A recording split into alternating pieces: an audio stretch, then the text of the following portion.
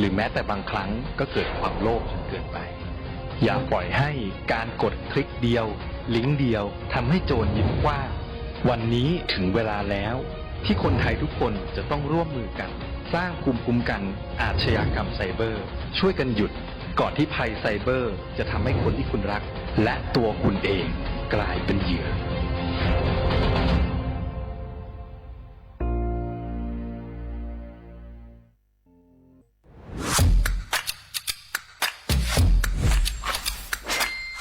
กลับมาแล้ววันนี้กับโครงการคนละครึ่ง plus รัฐออกครึ่งประชาชนออกครึ่งช่วยเศรษฐกิจไทยหมุนเวียนเติบโตถ้าเราช่วยกัน plus ต่อยอดให้เศรษฐกิจไทยเติบโตอย่างยั่งยืนด้วย5 plus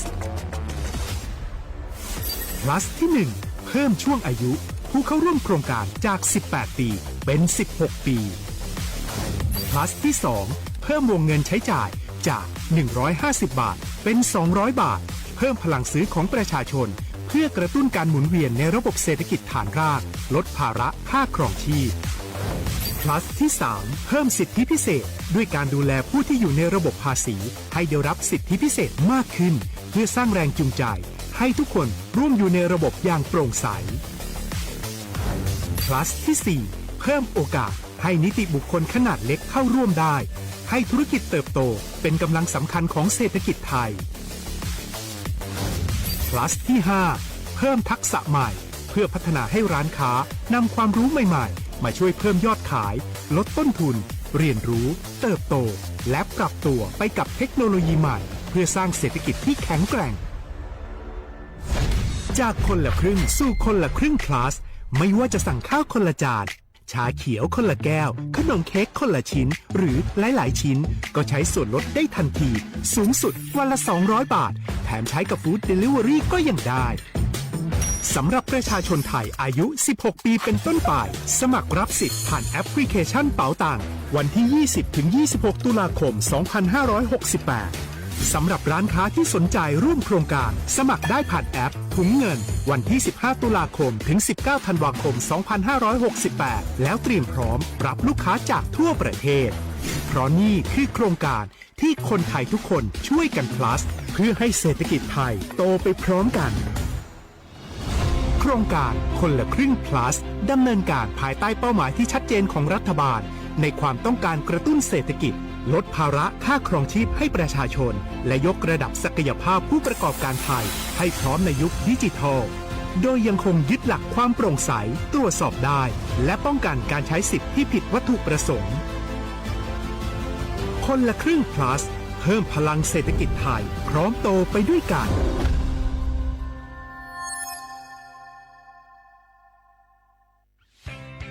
เส้นทางสายหมอกที่สวยที่สุดในเมืองแพร่กำลังรอทุกคนไปวิ่งด้วยกันครับทุกก้าวของคุณคือพลังของลมหายใจชวนเพื่อนชวนครอบครัวมาวิ่งฝ่าสายหมอกเพื่อโรงพยาบาลแพร่ในวันอาทิตย์ที่ 7 ธันวาคม 2568 บริเวณลานกิจกรรมหลังวัดพระธาตุช่อแฮมาร่วมกันส่งต่อพลังแห่งความดีเพราะทุกก้าวของคุณช่วยต่อชีวิตให้กับผู้ป่วยในโรงพยาบาลแพร่สมัครได้เลยวันนี้แล้วไปวิ่งด้วยกันในวันอาทิตย์ที่ 7 ธันวาคม 2568 พบกันบริเวณลานกิจกรรมหลังวัดพระธาตุช่อแฮนะครับ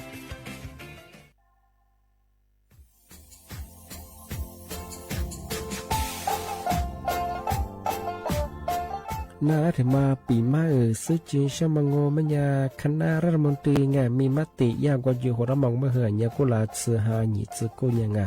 ยึดโคอยู่ตรงนี้สดซื้อฉีกว่าอย่าไประมองเมื่อเหือแก้ไขปัญหาไงสถานะอาทิตย์เหือสัญชาติไงเอาถ้าเป็นคนเนี่ยว่าจะส่งไง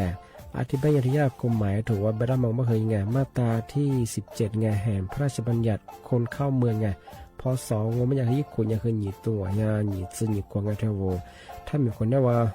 ดูแลโซอาทิตย์เนี่ยคือมือจ่าจางงเป็นยังไงอาทิตย์เนี่ยว่ามีทะเบียนประวัติเธอถูกต้องอยู่ไงอธิบายว่าสารว่ายื่นขอสถานะไงคนต่างด้าวเข้าเมืองโดยชอบด้วยกฎหมายที่ดียินหน้าบุตรงาอาทิตย์ทยากฎหมายถือว่าบรรดามันเป็นไงมาตราที่7 ทวีไงแห่งพระราชบัญญัติไงสัญชาติยึดขวงงไปเฮอพศยังไง2508ไงเอาถ้ามีคนได้ว่าเฮตาซุงโงไม่ยังไงอาทิตย์เฮออาบามันก็จะเฮออามาไงเอาว่า อยู่ในทะเบียนประวัติบุคคลอาจจะแบบว่าไม่มีสถานะทางทะเบียนมาจุบะครับสามารถยื่นขอสัญชาติไทยที่กรุงเทพมหานครยื่นที่สำนักบริหารการทะเบียนกรมการปกครองอาจจะไม่ได้ส่วนต่างจังหวัดจะสุบะครับว่ายื่นต่อในอำเภอตานภูมิลำเนาปีขวานนแล้วก็จะแบบว่าอำเภอยี่ที่ยื่นของยื่นเวลาโง่ไม่ยากว่าเวลาใช้การยาขนาดถี่เนี่ยข้อนี้นวันยังไงอันเดียแบบนี่มีกับปุ๊กข้อนี้คือน่าเหี่ยโชฮา你自古ยังไงยุคคน你ตัวเหี่ยโชซกูขอเสือทีนี้ยื่นของทำมาปีมาซึ่งจะเช่าว่าเช่าได้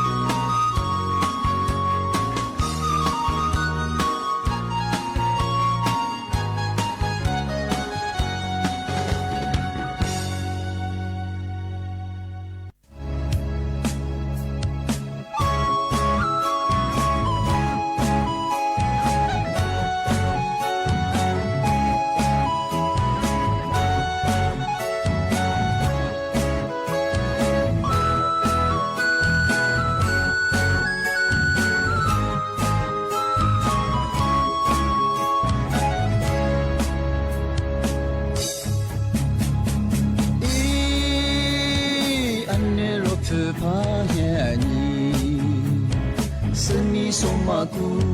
我记我把的事一直眼你过夜了，记不多咋个去做 KK， 我把他把的事哟耶耶。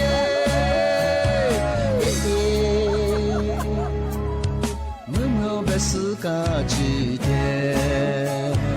阿姆罗呀你那古勒芒奥罗，我去死了木拉子我，日是呀你做让我。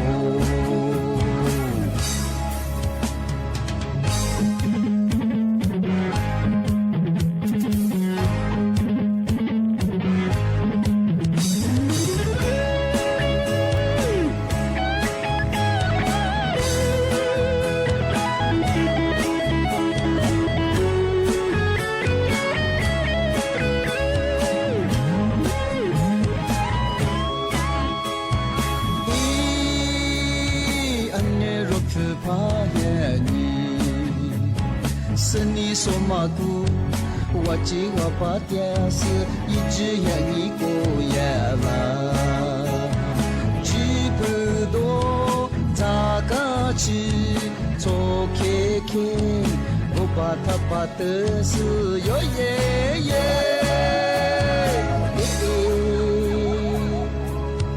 我们不是个几天。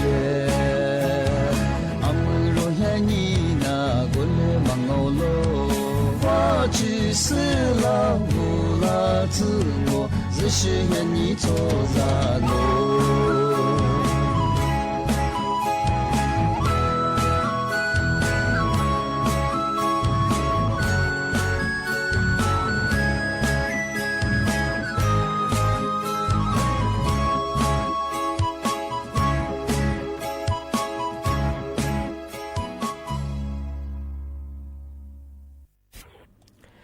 小花不来花花，你呢？错摸怀疑见摸啊！啊，我历史我多这的话做ไปแล้ว啊！啊，我历史我ปากกากู我เป็นยังไงถ้าเจิ้มหมายคนแนวดังสถานีวิทยุกระจายเสียงแห่งประเทศไทยจังหวัดเชียงใหม่ว่าดังยี่เวลาอีเจง我们呀ที่ยังมาหนี花ด้วยแต่เนี่ยไปเหอะชมควานี่เจโมที่ขวาตัวที่มูลงว่ามันยาหนีมูควานี่3 โมงที่ยังมาคือหนีขวาด้วยนาทีเนี่ยควานี่นาเนี่ยจังที่ท่าวิทยุมือจะมางว่ามันยายี่ระบบยา AM ว่ายี่ครึ่งความถี่งว่ามันยาที่ตัวลิฮาชื่อชื่อโชว่าโจเนี่ยดอลลาร์ที่ท่าระบบไลฟ์สดเป็นอย่างคือฟิสุบุยิเพยังสวทเชียงใหม่ AM 1476กิโลเฮิรตซ์ที่โบยานดอลลาร์ถ้าเคยที่ไลฟ์สดจะนี่มีถึงยังงอไม่ยังวันที่สูอาบังเป็นอย่างคือเสือหากูนี่นี่มีถึงยังมาคือหลูนี่ยี่โคนี่โตนี่จังหวะโคอวไทยอาบาเป็นคือสติหานี่จือเฮนี่มีถึงยังมาคือนาโชนี่สันไหนไปเหอจุดจุดงานนี่มีไปเหอนางวันนี้สันไหนไปเหอนาโฉนี่วันนี้ไปเหอนานี่สันไหนเจวันนี้ไปเหอวันหยุดนาโฉนี่นานี่ไปถือ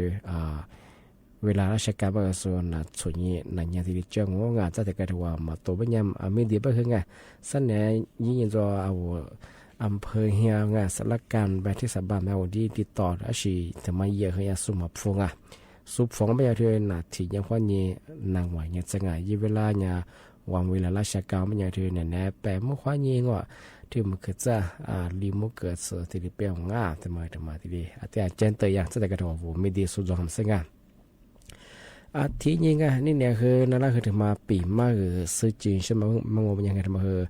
สถานการณ์น้ำท่วมไงจอจุดพัดใต้แล้วพวกมาที่มหาวิทยาลัยอาจจะมังถึงมาตะบัวถึงมาที่เลยปีมาซื้อจีนช่างงาน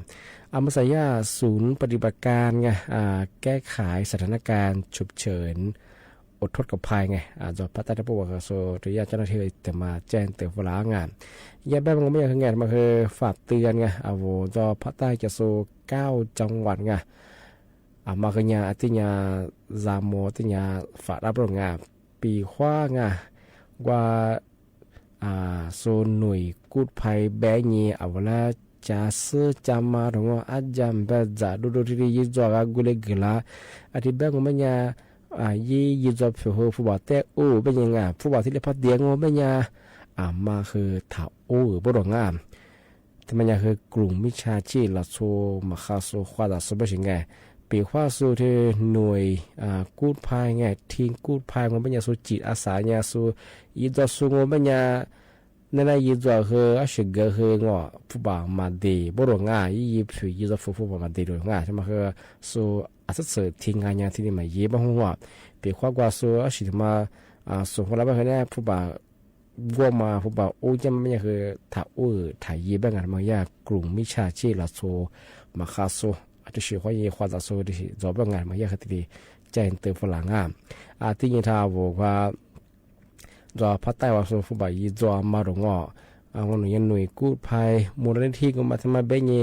กว่ายี่เพย์ปองสาญีบัญชีปองสาญีที่ผู้บ่าวรับบริจาคมาคือจอเชงอะไรบ้างครับผู้ชมว่ามาโอ้ก็แต่เคยยี่ข้อมูลมาอะไรกว่าจังมาสถานที่ริชงานหน่วยงานอะไรสิมาเคยแต่กับกู้ตัวยังไงชอบปีว่าผู้บ่าวอ้วงมันยังบัญชีมาคือบัญชีส่วนบุคคลมันยังทำมาคือเนี่ยตีเนี่ยมีเช่นอาจจะกลุ่มมิชาชีพกันเลยก็คืองานมาคือมาค้างอะไรแบบพวกมาโอ้ก็แต่คือวุ้ยบัญชีแต่กับกูยังมาคือผิวว่าบัญชีส่วนตัวมันจะคืออะไรเนี่ยมิชาชีพมาคือมีอะไรไงที่จะคือติดกันว่าว่าพามาซื้อมันไม่อยากทำมาคือยาดาราบางงานมาย่านหนึ่งก็พาบางงานมาซื้อมาคือเอามาโอ้ค่าใช่ไงเอาโอ้ไม่กว่าสูมีชื่อเสียงหรือว่าสูงมูลนิธิเอาโมโหจ้วมาหมัวมันก็ไม่คือสูงมูลนิธิละก็อีกแบบไงกูเธอที่เรียบัญชีสุดจอสิไงแบบว่าที่เรียอ้วมาความดังไงที่ผมมาซื้อมาเนี่ยมุมหมดสมัยเนี่ยคือเนี่ยมาโอ้เฮคือข้างอาจจะโอ้แบบเฮที่ยาแต่ยาอยู่แบบเฮมาเฮเอาผู้บ่าวเฮปุ๊บปุ๊บเยอะงานมาเฮถึงมาแจ้งตัวอย่างที่ถึงมาโง่เป็นยังไงเอามาซาจอสถานการณ์ไงอเมริกาไม่ยากกว่าสูสรุปได้มาไงทำมาเฮว่าเฮนะเฮถึงมาแต่ที่ดีปีมากงานเมื่ออย่างแม้สถานการณ์ตัวพัฒนาตัวไงที่หลักโชเชื่อมาดงหลักโชที่พิเลียมาที่ยังคือหิมแบงที่ความเสียหายมายาแม้ที่ยิ่งมาโซที่สรุปยิ่งมาเฮงัวเฮนะถึงมาที่ดีปีมากจอมาสัพพะใต้ของมันจะพื้นที่ที่อาจจะจมันจะคือกู้กางกู้จังหวัดจะคือยุติกับไปถึงจังหวัดยะลาอันที่จะคือจังหวัดนครศรีธรรมราชอันที่จะคือจังหวัดตราดจังหวัดพัทลุงอันที่นี่คือจังหวัดสตูลบุรีอันนี้คือจังหวัดสงขลาอันที่นี่คือจังหวัดปัตตานีที่มาคือกู้กางกู้จังหวัดอันนี้แปลว่าอเมริกาสรุปได้มันก็คือหลักโซเชื่อมันก็ไม่ใช่คือศาสตร์เชื่อบุรีอันก็คือตัวนี้ไม่ใช่คือสุดไม่ใช่คือมันยี่ตัวเล่นแต่ก็ยังมาใช้เจ็บมากกว่ายี่ไม่คือธรรมชาติสิ่งนี้คือมีอาบุรุษอาจจะเป็นอาจจะที่อาจจะช่วยเหลือกันยังไงส่วนสำหรับกันยังเคยถวายที่แบบนั้นเอามาใส่เมื่อจะไปยาอเมริกาอเมริกานี่จะสิ่งยังไงยาสรุปแล้วมันยังคือหลักสูตรมันคือศาสตร์เชื่อบุรุษอันที่ยังว่าบาดเจ็บมันน่าสมยังคือศาสตร์เหวะอันที่ยังคือว่าผีแล้วมันคือที่ว่าบุรุษอันที่แบบมันยังคือมีอย่างนี้ที่เชื่อมันก็มันยังคือที่ว่าอาจจะคนนี้ชุดดียังว่าเดี๋ยวกูสู้อาจจะช้าชิวสู้ตรงนั้นบางทีนี่จะเหวะอาจจะยังว่าอัตโตไฟฟ้าว่ายังไงอัตโตช็อนี่สิขอลิสุบางทีงัวตรงนั้นอาจจะยังว่าดินถล่มยังไงแล้วก็เฉียงวยว่านี่อาจจะสิสุบางทีนี่ว่าจอตรงนั้นอาจจะยังว่าอาจจะมาอีเสียบางคนนี่เสร็จบางว่าเอาเวลาเราส่งที่ตาบุยมันไงหรือมันคืออาจจะคนได้ตาบุยมันคือนี่ว่า关于什么和你我做的啊，什么和呀么自己哈你自适应呢是么的呀的สรุปสถานการณ์จอพัดใต้ระบบที่ดีสรุปที่น่างานที่เป็นยังไงเมื่อสานนั่นคือมึงกว่าตัวขวากันนะชควางาทำมึงกว่าแล้วกันย่าสุบอกว่าตัวขวาช่วยละควางา